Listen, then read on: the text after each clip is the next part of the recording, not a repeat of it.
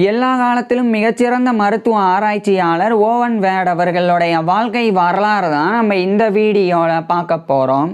1921 மே 17 அன்னைக்கு வேல்ஸோடைய வேல் ஆஃப் கிளமோர்கனில் இருக்கிற பென்னார்த்தில் James oven David வேடுக்கும் கேட்டி Jones வேடுக்கும் மகனாக பிறக்கிறார் ஓவன் லிண்டன் வேட். இவர் கூட பிறந்தவங்க 3 பிரதர்ஸ் இருந்திருக்கிறாங்க. இவருடைய அப்பா ஒரு சர்ஜனா, அதாவது அறுவை சிகிச்சை நிபுணராக இருந்திருக்கிறாங்க. இவருடைய குடும்பம் நல்ல நிலையில் வாழ்ந்து வந்திருக்கிறாங்க.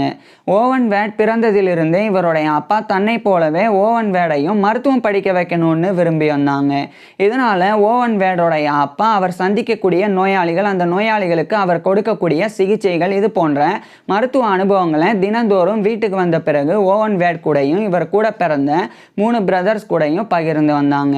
இந்த நிலையில் கரெக்டாக 1926ஆம் ஆண்டு ஓவன் வேடுக்கு 5 வயது இருக்கும்போது இவருடைய அப்பா இவருடைய கல்விக்காக பென்னார்த்திலே இருக்கக்கூடிய ஒரு பிரைமரி ஸ்கூலில் இவரை சேர்த்துறாங்க. அங்கு சேர்ந்து ஓவன் வேட் இவருடைய பிரைமரி எஜுகேஷன், ஆரம்ப கல்வியை படிக்க ஆரம்பிச்சிருந்தாங்க. இதே சமயம் ஓவன் வேடோடைய அப்பா அடிக்கடி அவருடைய மருத்துவமனைக்கு ஓவன் வேடை அழைச்சிட்டு போக ஆரம்பிச்சிருந்தாங்க. இதன் மூலமாக ஓவன் வேட் இவருடைய அப்பாவுடைய அந்த மருத்துவமனைக்கு சென்று அங்கு நடக்கக்கூடிய நிகழ்வுகளை கவனிக்க ஆரம்பிக்கிறாங்க. குறிப்பாக ஓவன் வேடோடைய அப்பா நோயாளிகளுக்கு அறுவை சிகிச்சை பண்ணுறத எந்த விதமான பயமும் இல்லாமல் ஓவன் வேட் பார்க்க ஆரம்பிச்சிருந்தாங்க. மேலும் ஓவன் வேட் அந்த நோயாளிகள் எதுக்கு வந்திருக்கிறாங்க, அவங்களுக்கு எந்த நோய் இருக்குது, அந்த நோய்க்கு இவருடைய அப்பா என்ன சிகிச்சை கொடுக்குறாங்க அப்படின்ற எல்லா விஷயங்களையுமே ஓவன் வேட் கவனித்து வந்தாங்க. இதுக்கிடையில் 1931ஆம் ஆண்டு ஓவன் வேட் இவருடைய 10 வயதில் இவருடைய ஆரம்ப கல்வியை முடிச்சிடுறாங்க. இதுக்கப்புறமா இவருடைய அப்பா இவரை மேற்கொண்டு படிக்க வைக்கிறதுக்காக பென்னார்த்திலே இருக்கக்கூடிய பென்னார்த் கிராமர் ஸ்கூல் அப்படின்ற அந்த பென்னார்த் கிராமர் ஸ்கூல் அப்படின்ற ஒரு ஹை ஸ்கூலில் இவரை சேர்த்துறாங்க. அங்கு சேர்ந்து ஓவன் வேட் இவருடைய ஹையர் எஜுகேஷன், உயர்கல்வியை படிக்க ஆரம்பிச்சிருந்தாங்க. உயர்கல்வியின் போதும் தொடர்ச்சியாக ஓவன் வேட் இவருக்கு நேரம் கிடைக்கும் போதெல்லாம் இவருடைய அப்பாவுடைய மருத்துவமனையில் தான் நிறைய நேரம் செலவழித்து வந்தாங்க.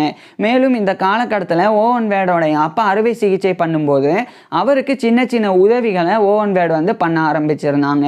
குறிப்பாக இவருடைய அப்பா நோயாளிக்கு எந்த அளவுக்கு அனஸ்தெட்டிக்ஸ் கொடுக்குறாங்க, அதாவது ஒரு நோயாளிக்கு அறுவை சிகிச்சை பண்ணுறதுக்கு முன்னாடி அவருக்கு மயக்க மருந்து எந்த அளவில் கொடுக்குறாங்க அப்படின்றத ஓவன் வேட் பார்த்து கற்றுக்கிட்டு இருந்தாங்க.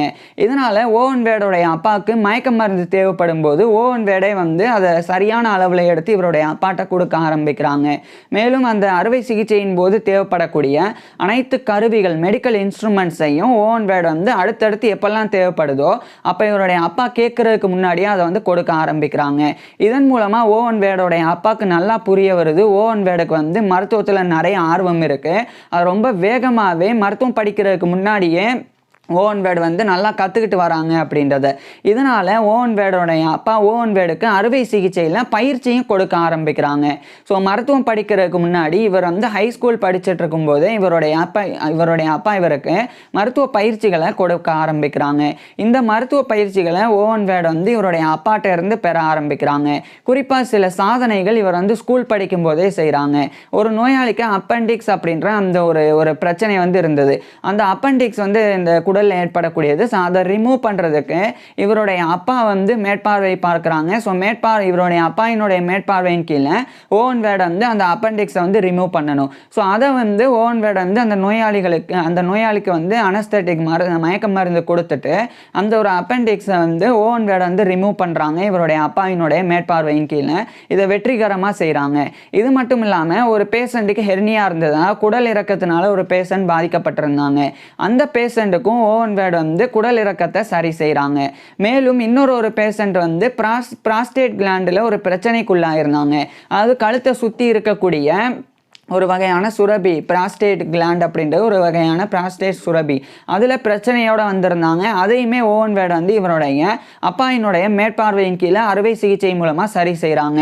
இப்படி இவ்வளோ மருத்துவம் அறுவை சிகிச்சையில் அனுபவங்களை ஓவன் வேட் இவருடைய பள்ளி படிப்பின் போதே பெற்றாங்க. இதுக்கப்புறமா 1938ஆம் ஆண்டு இவருடைய 17 வயதில் ஓவன் வேட் இவருடைய இந்த ஹையர் எஜுகேஷன், உயர்கல்வியை பென்னார்த்தில் இருக்கிற அந்த பென்னார்த் கிராமர் ஸ்கூல்ல இருந்து முடிக்கிறாங்க. முடிச்சதுக்கப்புறமா இவருடைய அப்பா இவரை நல்ல கல்வி கொடுத்து மருத்துவம் படிக்க வைக்கணும் அப்படின்னு விரும்பினாங்க. இதனால இவரை வேல்ஸோடைய வேல் ஆஃப் கிளமோர்கனில் இருக்கிற பெனார்த்தில் இருந்து இங்கிலாந்துடைய கேம்பிரிட்ஜரில் இருக்கிற கேம்பிரிட்ஜுக்கு அனுப்புகிறாங்க.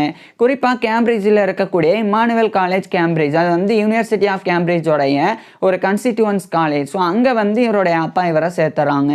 அந்த இம்மானுவேல் காலேஜ் கேம்பிரிட்ஜில் ஜாயின் பண்ணி ஓவன் வேர்ட் வந்து ட்ரைபாஸ் 1 அண்டு ட்ரைபாஸ் 2 வந்து படிக்க ஆரம்பிக்கிறாங்க இவருடைய அண்டர் கிராஜுவேட் டிகிரியா. அதாவது அண்டர் கிராஜுவேட்டின் போது இந்த யூனிவர்சிட்டி ஆஃப் கேம்பிரிட்ஜ் மட்டும் ட்ரைபாஸ் அப்படின்னு சொல்லி டிகிரி வந்து வழங்குவாங்க. ஸோ அந்த அண்டர் கிராஜுவேட் டிகிரியை இவர் ஓவன் வேர்டு வந்து யூனிவர்சிட்டி ஆஃப் கேம்பிரிட்ஜோடைய கன்ஸ்டிடியூவன்ஸ் காலேஜான இம்மானுவேல் காலேஜ் கேம்பிரிட்ஜில் இவர் வந்து படிக்க ஆரம்பிக்கிறாங்க. அடுத்து 1939 இந்த காலகட்டத்தில் 2ஆம் உலகப் போரானது தொடங்கிறது. இது ஒரு பக்கம் இருக்க ஓவன் வேர்டு வந்து இவருடைய ட்ரைபாஸ் 1 வந்து முடிச்சு அடுத்து தொடர்ந்து ட்ரைபாஸ் 2லையும் இவர் வந்து படிக்க ஆரம்பிக்கிறாங்க. அதே இம்மானுவேல் காலேஜ் கேம்பிரிட்ஜில் இவருடைய அண்டர் கிராஜுவேட் வந்து கண்டினியூ பண்ணுறாங்க.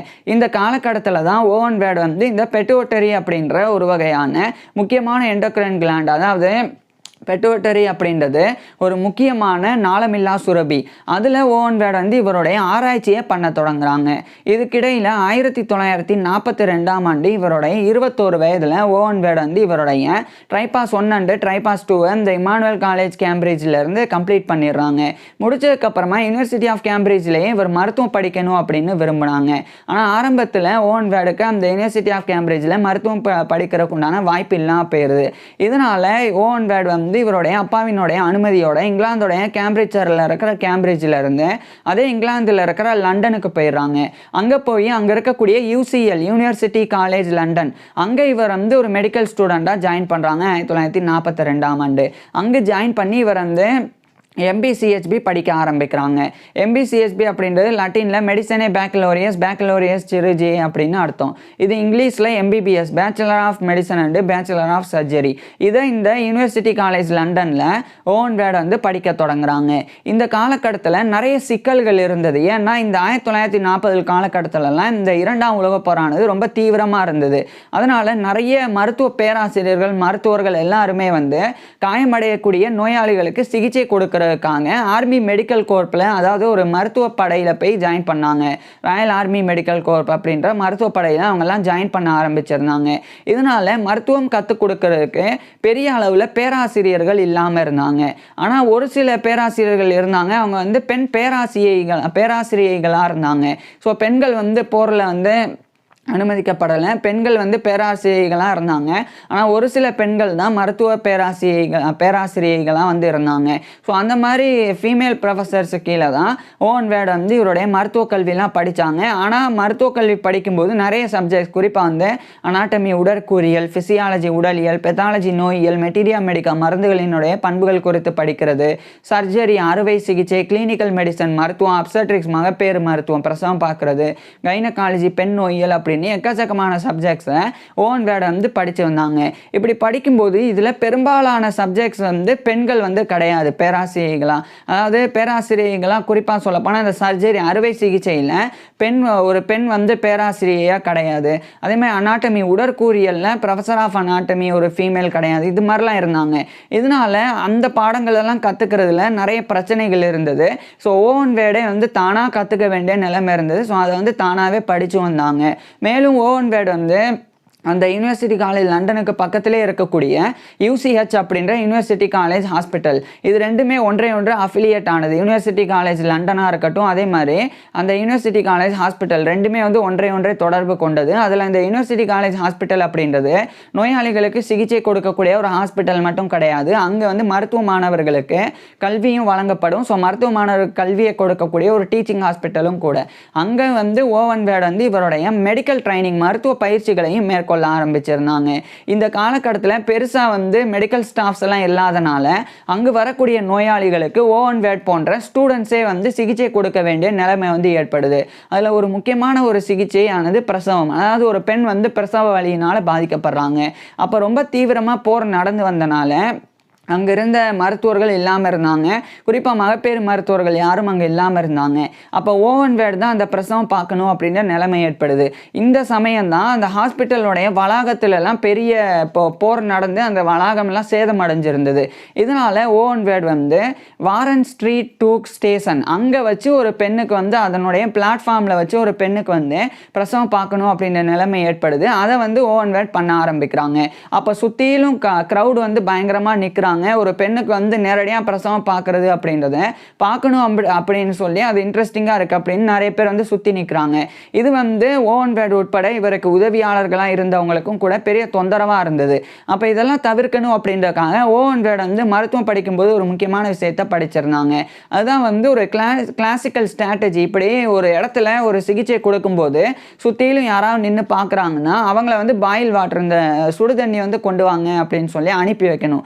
அப்போ அவங்க அவங்களுடைய கான்சன்ட்ரேஷன்லாம் அந்த பாயில் வாட்டர் கொண்டு வரதுக்காக போயிடும்.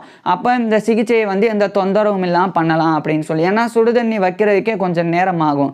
ஸோ இதனால ஓவன் வேட் அதே டெக்னிக்கை ஃபாலோ பண்ணுறாங்க. உடனடியாக அங்கிருந்த எல்லா க்ரௌடுமே அந்த பாயில் வாட்டர் எடுத்துக்கிறதுக்கு யார் வேகமாக வர போகிறாங்க அப்படின்னு சொல்லி கலைஞ்சு போயிடுறாங்க.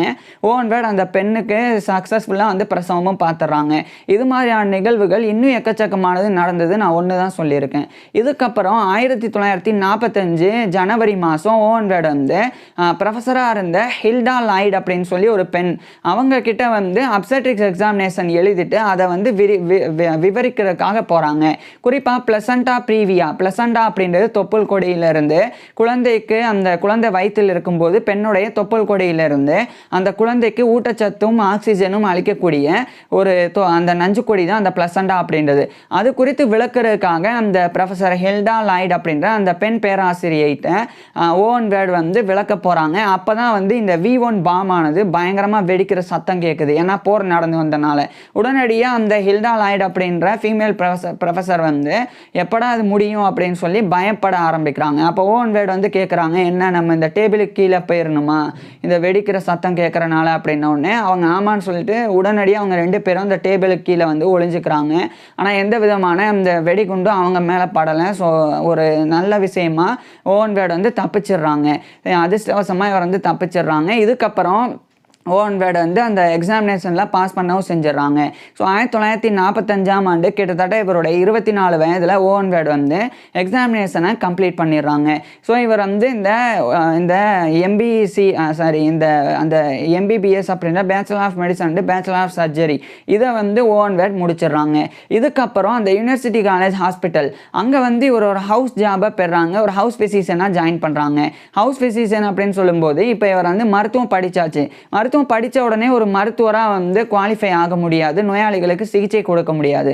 அதுக்கு முன்னாடி ஓவன் வேட் ஒரு மருத்துவமனையில் ஜாயின் பண்ணி அங்கே இருக்கக்கூடிய மருத்துவர்கள் நோயாளிகளுக்கு சிகிச்சை கொடுக்கறத பார்த்து பயிற்சி பெறணும். அதுக்கப்புறமா ஓவன் வேட் மற்ற தேர்ந்த மருத்துவர்களினுடைய மேற்பார்வையின் கீழே சிகிச்சை கொடுக்கணும். இதெல்லாம் கம்ப்ளீட் பண்ணாதான் ஓவன் வேட் ஒரு மருத்துவராக தகுதி பெற முடியும். இதை சரியாக செஞ்சாதான். இதுக்காக தான் ஓவன் வேட் அந்த யூனிவர்சிட்டி காலேஜ் ஹாஸ்பிட்டலில் ஒரு ஹவுஸ் ஃபிசிஷியனாக ஜாயின் பண்ணுறாங்க. இதை ஏற்கனவே இவருடைய அப்பா கீழே இவர் பண்ணிட்டாரே அப்படின்னா இவருடைய அப்பா அறுவை சிகிச்சை நிபுணர், சர்ஜன். ஸோ அவர் அறுவை சிகிச்சை பண்ணுறதுக்கு தான் ஓவன் வேடுக்கு பயிற்சி கொடுத்தாங்க. அதில் தான் இவர் பயிற்சி பெற்றாங்க.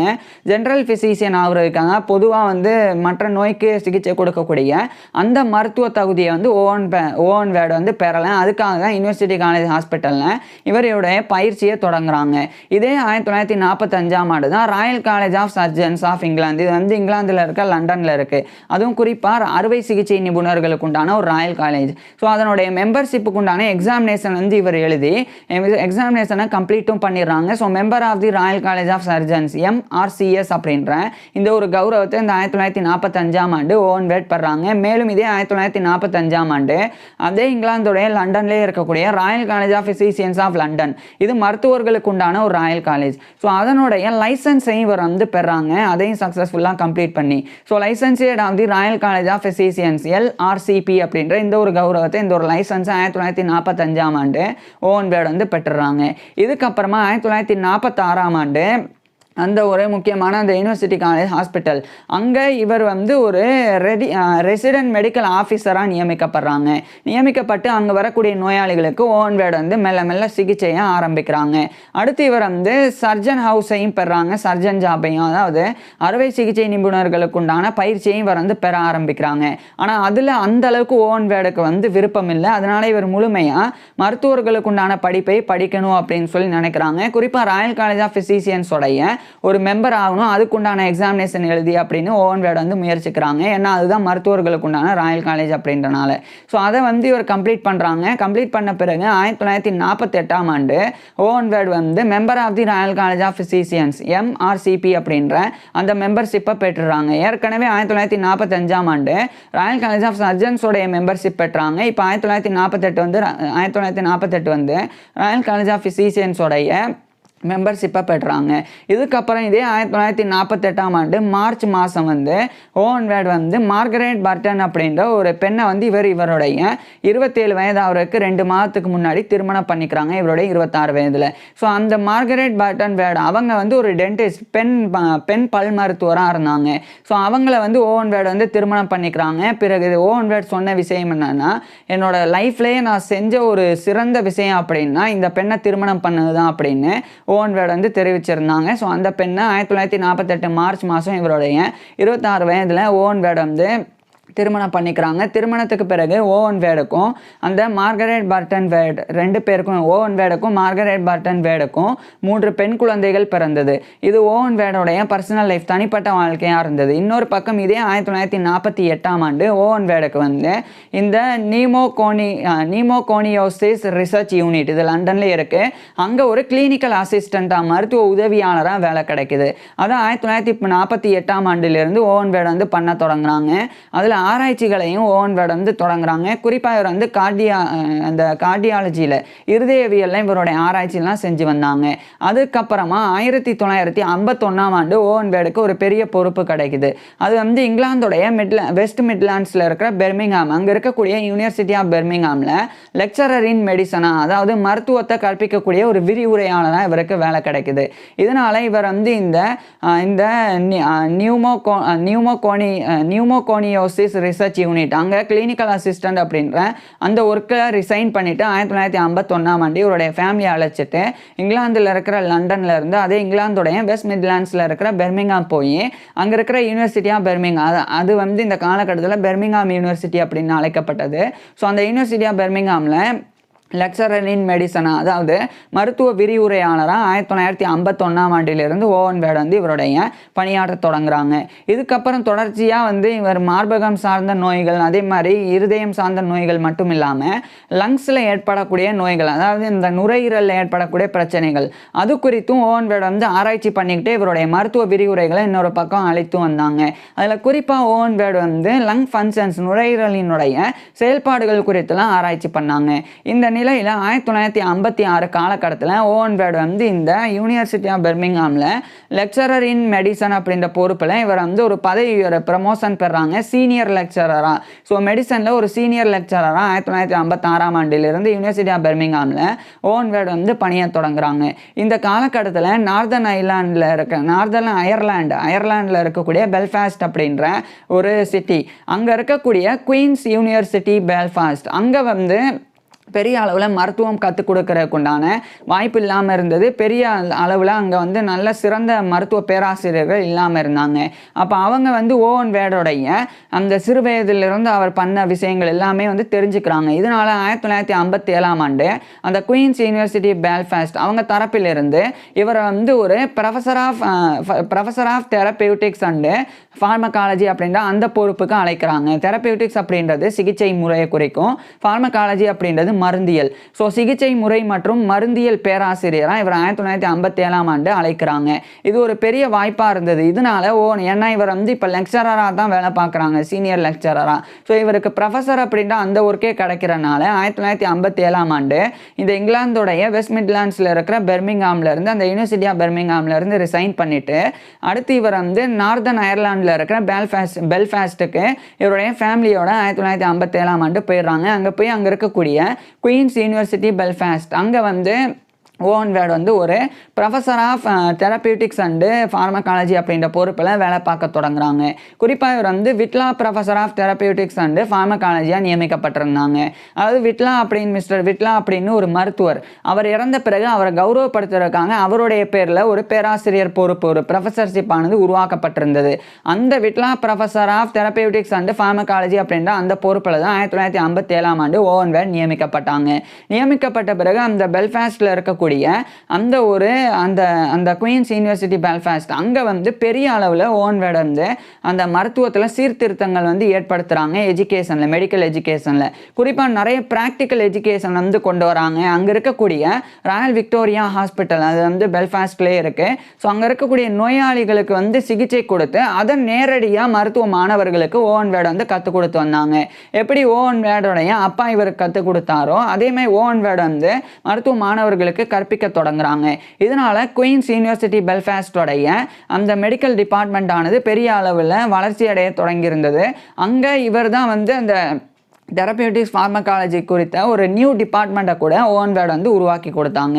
இது கிட்டத்தட்ட 1959, கிட்டத்தட்ட 2 வருடங்களுக்குள்ளேயே குயின்ஸ் யூனிவர்சிட்டி பெல்ஃபாஸ்டோடைய அந்த அந்த அந்த அந்த ஒரு டிபார்ட்மெண்ட் ஆனது பெரிய வளர்ச்சியை நோக்கி சென்றது.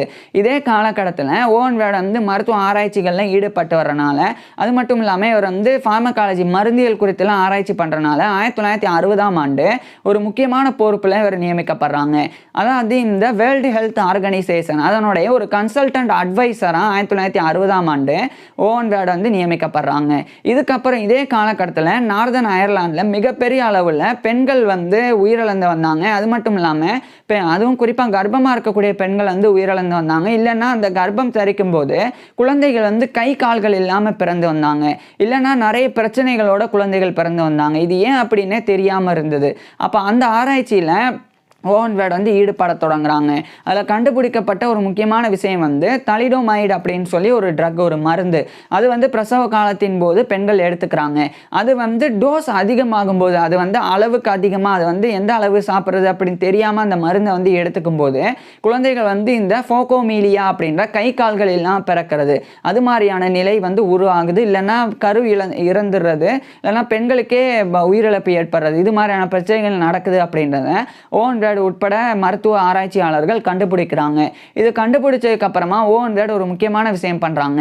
நார்தன் அயர்லாண்டில் எந்தெந்த ஜென்ரல் பிராக்டிஷனர்ஸ், அதாவது ஜென்ரல் பிராக்டிஷனர்ஸ் அப்படின்னா சும்மா டாக்டர்ஸ் தான் வந்து குறிப்பிடப்படுவாங்க. ஸோ அந்த மாதிரி ஜிபி, ஜென்ரல் பிராக்டிஷனர்ஸ் யாரெல்லாம் இந்த மாதிரி பெர்ஸ்கிரைப் பண்ணியிருக்கிறாங்க மருந்து அளவுக்கு மீறி அப்படின்னு இவர் வந்து பார்க்கணும் அப்படின்னு ஓவன் வேர்ட் வந்து நினைக்கிறாங்க. ஆனால் அப்போ அந்த சிஸ்டம் ஆனது இல்லாமல் இருந்தது. இதுக்காக தான் 1961 ஓவன் வேர்ட் வந்து ஒரு முக்கியமான ஒரு சிஸ்டம் உருவாக்குறாங்க. அது வந்து கம்ப்யூட்டர் பேஸ்டு சிஸ்டமாக உருவாக்குறாங்க. அதை இவர் எப்படி கம்பேர் பண்ணி உருவாக்குனாங்கன்னா, இப்போ நார்தன் அயர்லாண்டில் இந்த தலிடோமைடு அப்படின்ற இந்த மருந்துனால பிரச்சனை ஏற்பட்டிருக்கு. ஆனால் இதே தலிடோமைடு வந்து ஸ்வீடனில், நார்வேயில், ஜெர்மனியில், செக்கஸ்லோபியா போன்ற நாடுகள்லையும் பயன்படுத்தப்படுது. ஆனால் அங்கே இந்த மாதிரி உயிரிழப்புகள் நடக்கலை.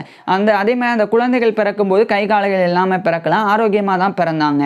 அப்போ அங்கேயும் இங்கேயும் என்ன டிஃப்ரெண்ட் அப்படின்னு ஓவன் வேர்ட் வந்து ஆராய்ச்சி பண்ணும்போது அங்கே சரியான அளவில் தலிடோமைடு வந்து வழங்கப்படுது. ஆனால் இங்கே வந்து நார்தன் அயர்லாண்டில் சரியான அளவில் வழங்கப்படலை, அது அளவுக்கு அதிகமாக வழங்கப்பட்டிருக்கு அப்படின்றத ஓவன் வேர்ட் வந்து தெரிஞ்சுக்கிட்டு அதுக்கப்புறம் அதை வந்து ரெகுலேட் பண்ணணும், அதை வந்து ட்ரக் சேஃப்டிக்குள்ளே வந்து கொண்டு வரணும் அப்படின்னு தான் இந்த கம்ப்யூட்டர் பேஸ்டு சிஸ்டம் வந்து கொண்டு வந்தாங்க. இதன் மூலமாக ஒரு மெடிக்கலில் இருக்கக்கூடிய ஃபார்மசிஸ்ட் கிட்ட மருந்து வாங்கும்போது அவருக்கு வந்து பே பண்ணுறது இந்த கம்ப்யூட்டர் பேஸ்டு சிஸ்டம் மூலமாக பே ஆகும். அதனால் அவர் எவ்வளோ மருந்துகள் விற்றுருக்காங்க, எத்தனை பேருக்கு விற்றுருக்காங்க, எந்த அளவில் விற்றுருக்காங்கலாம் தெரிய வரும். ஸோ அந்த மாதிரியான ஒரு கம்ப்யூட்டர் பேஸ்டு சிஸ்டமை சக்ஸஸ்ஃபுல்லாக ஓவன் வேர்ட் வந்து உருவாக்கி காமிச்சாங்க. இது இவருடைய மிகப்பெரிய ஒரு அச்சீவ்மெண்ட்டாக இருந்தது. இதுக்கப்புறம் இது குறித்து ரிசர்ச் பேப்பர்ஸும் கூட ஓவன் வேர்ட் வந்து எழுதி பப்ளிஷ் பண்ணியும் அது வந்து ரொம்ப ஃபேமஸ் ஆக்குனாங்க. அதுக்கப்புறமா அந்த தலிடோமைடு வந்து எந்தளவுக்கு சரியான அளவில் பயன்படுத்தணும் அப்படின்றத ஓவன் வேர்ட் வந்து அதை வந்து நிரூபித்து காமிச்சாங்க. அதனால் அது சேஃப்டியாகவும் வந்து பயன்பாட்டுக்குள்ள வந்து அந்த குழந்தைகள் கை கால்கள் இல்லாமல் பிறக்கிறதெல்லாம் தவிர்க்கப்பட்டது. இது ஒரு புறம் இருக்குது. அந்த ஃபோகோமீலியா அப்படின்ற நோயெல்லாம் தடுக்கப்பட்டது. இது ஒரு பக்கம் இருக்கு.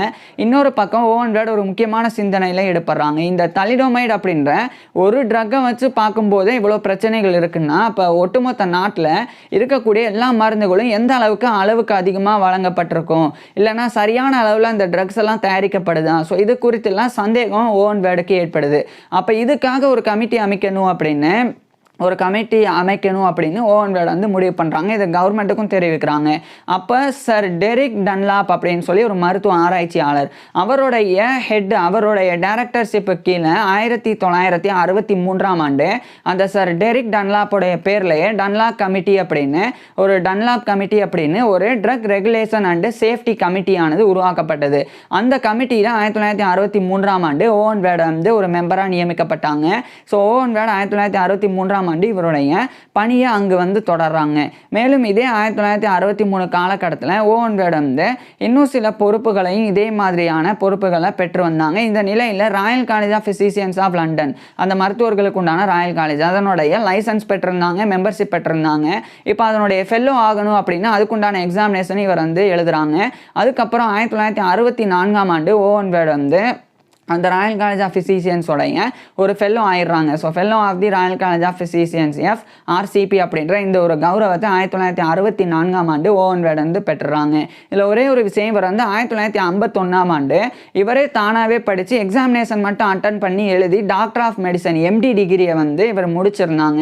அது வந்து யூனிவர்சிட்டி ஆஃப் லண்டனுடைய அந்த யூனிவர்சிட்டி காலேஜ் லண்டன்லேயே தான் முடித்தாங்க. இது மட்டும் நான் சொல்ல தவறிட்டேன். ஸோ இதுக்கப்புறம் இந்த 1964 Fellow of the Royal College of பிசிசியன்ஸாக ஓவன் வேர்டு வந்து ஆகிடுறாங்க. இதுக்கப்புறமா ட்ரக் சேஃப்டிக்காக இன்னும் நிறைய கமிட்டிஸ் எல்லாம் உருவாக்கப்பட்டது. அதில் தொடர்ச்சியாக இவர் ஓவன் வேர்டு வந்து இவருடைய பங்களிப்பையும் ஆட தொடங்குறாங்க. அதில் குறிப்பாக இந்த காலகட்டத்தில் ஃபார்முலரி கமிட்டி, அதில் வந்து இவர் ஃபார்முலரி கமிட்டியில் இவர் ஜாயின் பண்ணுறாங்க. இது வந்து பிரிட்டிஷ் நேஷனல் ஃபார்முலரி அப்படின்னு அழைக்கப்படும். இது வந்து ஒரு வகையான ஒரு ரெஃபரன்ஸ் புக்கு மாதிரி, மருந்துகள் எப்படி தயாரிக்கப்படணும், அதை வந்து எப்படி தயாரித்து எப்படி அளவோடு அது விற்கணும், ஸோ அதில் என்னென்னலாம் இருக்கணும், அது குறித்து வெளிவரக்கூடிய ஒரு ரெஃபரன்ஸ் புக்கு தான் இந்த பிரிட்டிஷ் நேஷனல் ஃபார்முலரி அப்படின்னு. ஸோ அதுக்காக ஒரு கமிட்டி இருந்தது. அதில் இருக்கக்கூடிய மருத்துவ ஆராய்ச்சியாளர்கள் தான் அதை வந்து ரெடி பண்ணுவாங்க.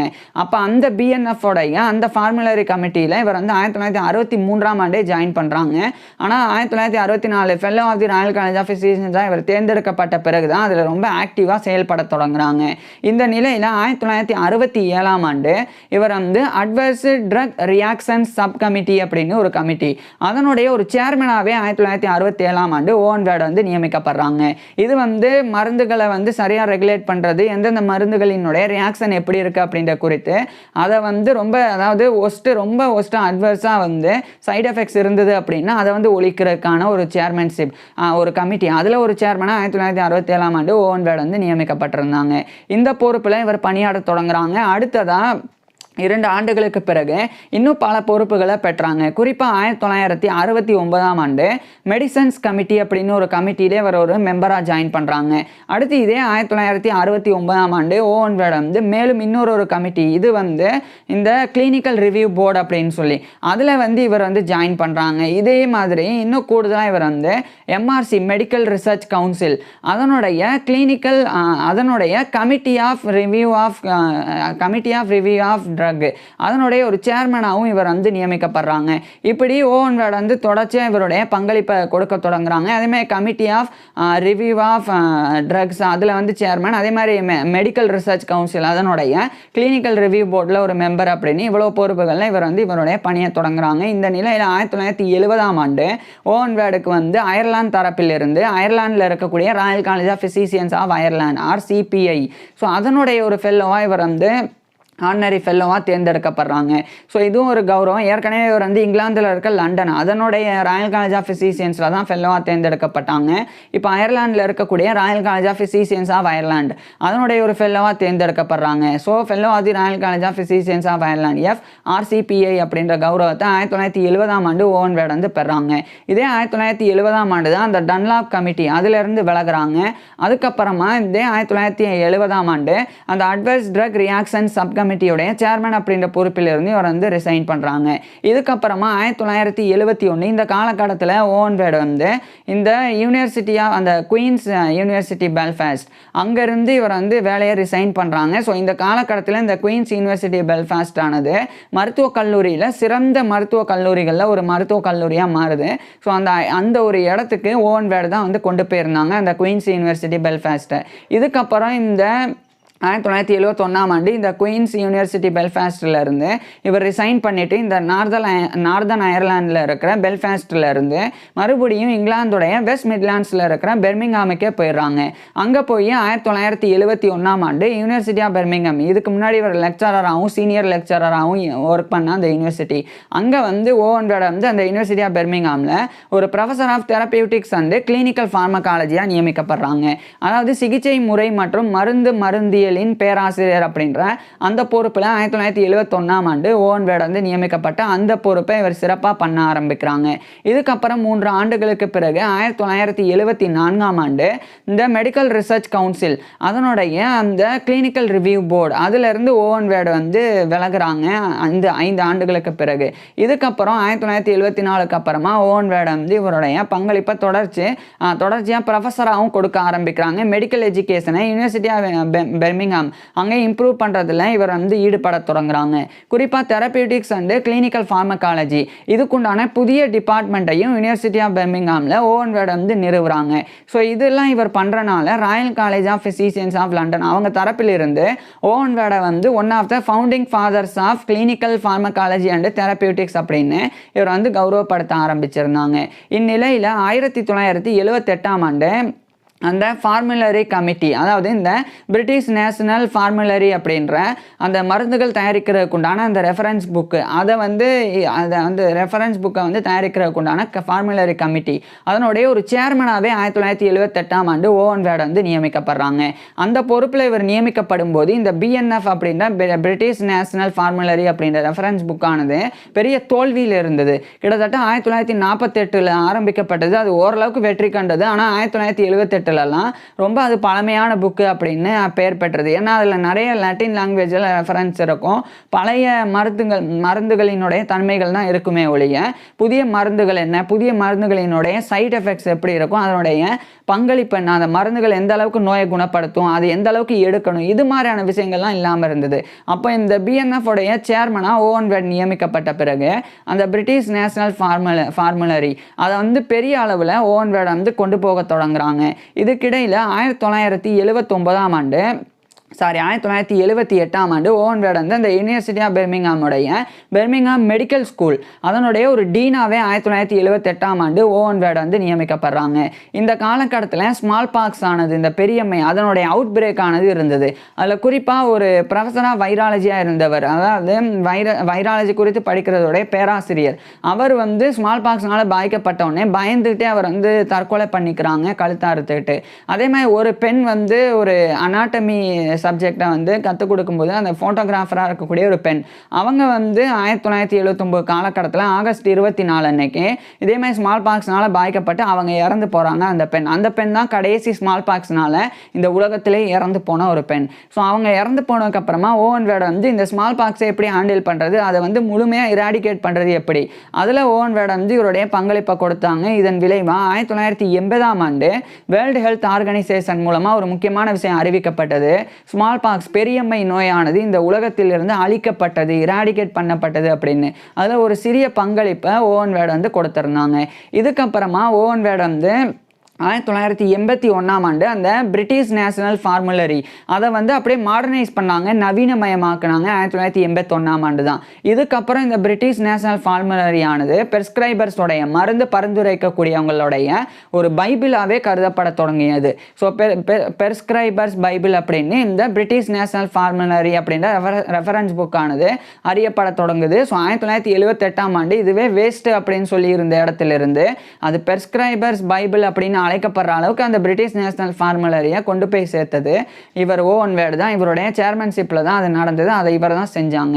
இதுக்கப்புறம் இந்த மாதிரியான விஷயங்கள் பண்ணனால 1981 இந்த காலகட்டத்தில் ஜென்ரல் மெடிக்கல் கவுன்சில் அதில் ஒரு மெம்பராகவும் இவர் வந்து சேர்க்கப்பட்டாங்க. மேலும் 1983ஆம் ஆண்டு commander of the order of the British Empire CBE அப்படின்ற அந்த ஒரு கௌரவத்தை இவர் ஓவன் வேட் வந்து இங்கிலாந்தோடைய அந்த குயின் தரப்பிலிருந்து பெறாங்க.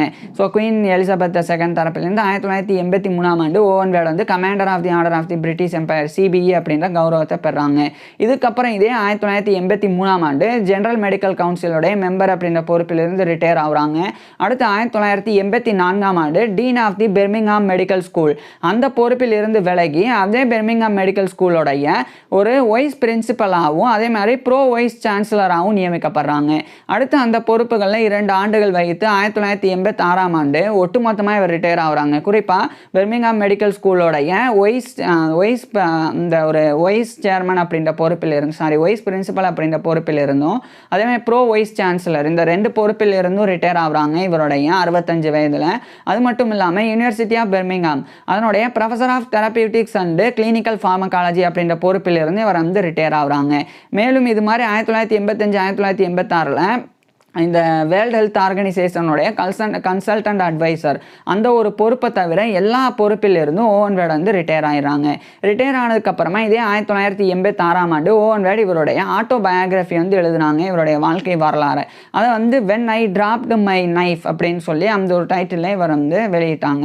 இதுக்கப்புறமா 1989ஆம் ஆண்டு இவர் வந்து பெரிய அளவில் மருத்துவ அந்த ஒரு துறையை வந்து கொண்டு போன மெடிக்கல் எஜுகேஷனில் சாதனை பண்ண அந்த குயின்ஸ் யூனிவர்சிட்டி பெல்ஃபாஸ்ட் அந்த குயின்ஸ் யூனிவர்சிட்டி பெல்ஃபாஸ்ட் தரப்பில் இருந்து 1989ஆம் ஆண்டு ஹானரி டாக்டர் ஆஃப் MD அதாவது கௌரவ மருத்துவ டாக்டர் பட்டம் அது வந்து 1989ஆம் ஆண்டு இவருக்கு வந்து ஓவன் வேடுக்கு அந்த குயின்ஸ் யூனிவர்சிட்டி பெல்ஃபாஸ்ட் நார்தர்ன் அயர்லாண்டில் இருக்கிற பெல்ஃபாஸ்ட் தரப்பில் இருந்து இவருக்கு வழங்கப்பட்டது. மேலும் இதே 1989ஆம் ஆண்டு ஓவன் வேட் வந்து இந்த ஃபேக்கல்டி ஆஃப் ஃபார்மசூட்டிக்கல் மெடிசன் அதனுடைய ஒரு ஆனரி ஃபெல்லோவாக தேர்ந்தெடுக்கப்படுறாங்க. So FFPM Fellow of the Faculty of Pharmaceutical Medicine அப்படின்ற அந்த ஒரு கௌரவத்தை 1989ஆம் ஆண்டு ஓவன் வேட் பெறாங்க. பிறகு 2 ஆண்டுகளுக்கு அப்புறமா 1991ஆம் ஆண்டு ஓவன் வேட் வந்து அந்த வேர்ல்டு ஹெல்த் ஆர்கனைசேஷன் அதனுடைய கன்சல்டன்ட் அட்வைசர் அப்படின்ற பொறுப்பில் இருந்தும் இவருடைய 70 வயதில் ரிட்டையர் ஆகுறாங்க. ஸோ 1960 அந்த பொறுப்பில் ஜாயின் பண்ணாங்க. 1991 ஓவன் வேட் வந்து இதில் இருந்து ரிட்டையர் ஆகுறாங்க. இப்படி ஓவன் வேட் வந்து ரிட்டையர் ஆன பிறகு இவருடைய ஆட்டோபயோகிராஃபி மட்டும் மறுபடியும் 1996ஆம் ஆண்டு when I dropped my knife அப்படின்ற டைட்டிலில் மறுபடியும் வெளிவந்தது. ஸோ இதுக்கப்புறம் இவர் ஓவன் வேட் வந்து பெருசாக மருத்துவத்தில் ஈடுபடலை, ஏன்னா ஓவன் வேடுக்கும் வந்து வயதாகுது. ஸோ 2000ஆம் ஆண்டுக்கு பிறகு இவர் ஓய்வில் தான் இருந்தாங்க. ஸோ ஓய்வில் இருந்து வந்த இந்த நபர் இறுதியாக 2008ஆம் ஆண்டு டிசம்பர் 10 அன்னைக்கு இவருடைய 87 வயதில் ஓவன் வேட் வந்து இறந்து போயிடுறாங்க. ஸோ 2008 டிசம்பர் 10 அன்னைக்கு இவருடைய 87 வயதில் ஓவன் வேட் வந்து இறந்து போயிடுறாங்க. ஓவன் வேட் வந்து இறந்து போயிட்டாலும் பல நபர்களினுடைய உயிரை காப்பாற்றினது, பல நபர்கள் வந்து ஊனமாக பிறக்கிறத தவிர்த்தது. ஸோ இது போன்ற விஷயங்களுக்காக இன்னைக்கு வரைக்குமே ஓவன் வேட் வந்து பெரிய அளவில் போற்றப்பட்டு வராங்க. குறிப்பாக இவர் வந்து ட்ரக் ரெகுலேஷன், ட்ரக் சேஃப்டி, அதேமாதிரி ட்ரக் யூட்டிலைசேஷன் எப்படி மருந்துகள் பயன்படுத்தணும், எப்படி அதை ஒருங்கிணைக்கணும், அதுக்கப்புறமா எப்படி பாதுகாப்பாக அதை கொண்டு போய் சேர்க்கணும், அது மட்டும் இல்லாமல் ட்ரக்ஸோடைய இன்ஃபர்மேஷன் மருந்துகளினுடைய தகவல்களை எப்படி மக்களுக்கு சரியாக கொண்டு போய் சேர்க்கணும், இதிலெல்லாம் பல விஷயங்கள் செய்து பாடுபட்ட இந்த ஒரு நபர் இந்த ஓவன் வேட் வந்து 2008 டிசம்பர் 10 இறந்து போகிறாங்க. இறந்து போன பிறகும் இவர் வந்து இந்த மாதிரியான காரணங்களுக்காக தொடர்ந்து வந்து கௌரவப்படுத்தப்பட்டு வராங்க. இன்னைக்கு வரைக்குமே இங்கிலாந்தில் அயர்லாண்டிலலாம் பெரிய அளவில் ஓவன் வேட் வந்து ஒரு மருத்துவராக வந்து அறியப்பட்டு வராங்க. ஸோ இப்பேற்பட்ட ஓவன் வேட் பற்றி நீங்கள் என்ன நினைக்கிறீங்க அப்படின்றத கீழே கமெண்ட்ஸில் சொல்லுங்கள். உங்களுக்கு எந்த மாதிரியான டாபிக்ஸில் எந்த மாதிரியான வீடியோஸ் வேணும் அப்படின்றதையும் கீழே கமெண்ட்ஸில் சொல்லுங்கள். தேங்க்யூ.